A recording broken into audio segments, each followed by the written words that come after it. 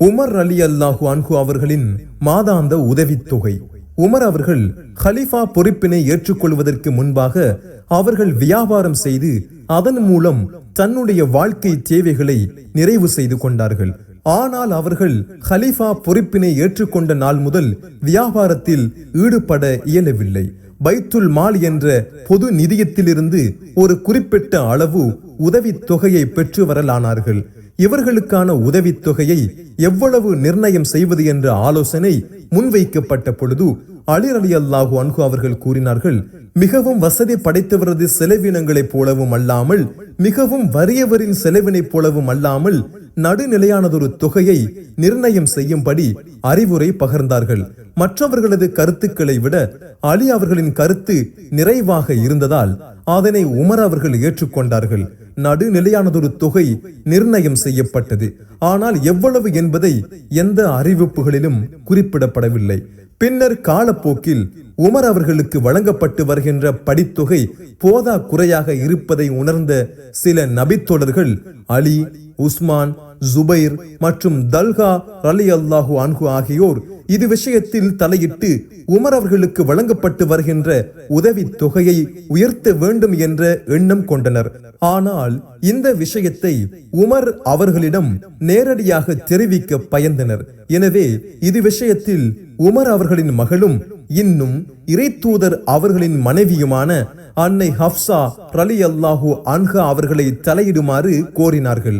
அன்னை ஹப்சா அவர்கள் இந்த விஷயத்தை உமர் அவர்களிடம் எடுத்துச் சென்ற பொழுது உமர் அவர்கள் கடுமையான கோபம் கொண்டார்கள். அது மட்டுமல்ல, இதனை உங்களிடம் தெரிவித்தவர்கள் யார் என்பதை எனக்கு சொல்லுங்கள் என்றும் கேட்டுவிட்டார்கள். பின்னர் உமர் ரலியல்லாஹு அன்ஹு அவர்கள் அன்னை ஹப்சா அவர்களை பார்த்து, ஹப்சாவே, இறைத்தூதர் அவர்களின் உடை எவ்வாறு இருந்தது என்றார்கள். அதற்கு 2 ஜோடி உடைகள் இருந்தன. அவற்றில் சிவப்பு நிற உடையை ஜும்ஆ நாட்களிலும் இன்னும் வெளிநாட்டு தூதுவர்கள் வரும் பொழுது அவர்களை வரவேற்கவும் அணிந்து கொள்வார்கள் என்றார்கள். பின்னர் இறைத்தூதர் அவர்கள் சாப்பிட்ட மிகச்சிறந்த உணவு எது என்றார்கள். அதற்கு சாதாரண கோதுமை ரொட்டியே என்றார்கள். பின்னர் அவர்கள் விரித்து படுத்த மிகச்சிறந்த விரிப்பு என்ன என்றார்கள். அதற்கு முரடானதொரு துண்டு போர்வை.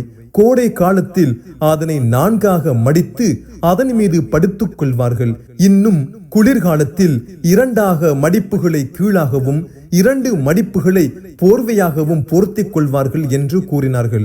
இதனை கேட்ட பின்னர் உமர் ரலியல்லாஹு அன்ஹு அவர்கள் கூறினார்கள், ஹப்சாவே, யார் உங்களை அனுப்பி வைத்தார்களோ அவர்களிடம் சென்று ஒரு மனிதன் எவ்வாறு வாழ வேண்டும் என்பதற்கான முன்னுதாரணத்தை இறைத்தூதர் அவர்கள் விட்டுவிட்டுத்தான் சென்றுள்ளார்கள் என்று போய் சொல்லுங்கள்.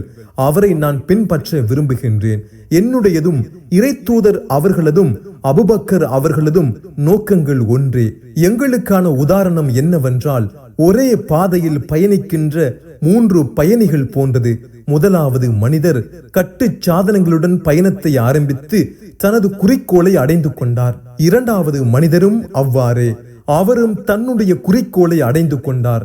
இப்பொழுது 3வதாக நான் அதே பயணத்தை தொடர்ந்துள்ளேன். உமராகிய நான் அவர்கள் சென்ற பாதையின் வழியாகவே சென்றேன் என்றால் அவர்களை நான் அடைந்து கொள்வேன். அவ்வாறில்லாது போனால் அவர்களை என்றைக்கும் நான் கண்டு கொள்ள முடியாது என்றார்கள். உமர் அவர்களது இந்த பதிலை அன்னை ஹப்சா அவர்கள் அந்த தோழர்களிடத்தில் கூறிய பொழுது, இறைவன் உமருக்கு அருள் பாலிக்கட்டும், இறையச்சத்தில் எங்கள் எல்லோரையும் விட அவர்கள் முந்திக் கொண்டு விட்டார்கள் என்று கூறினார்கள்.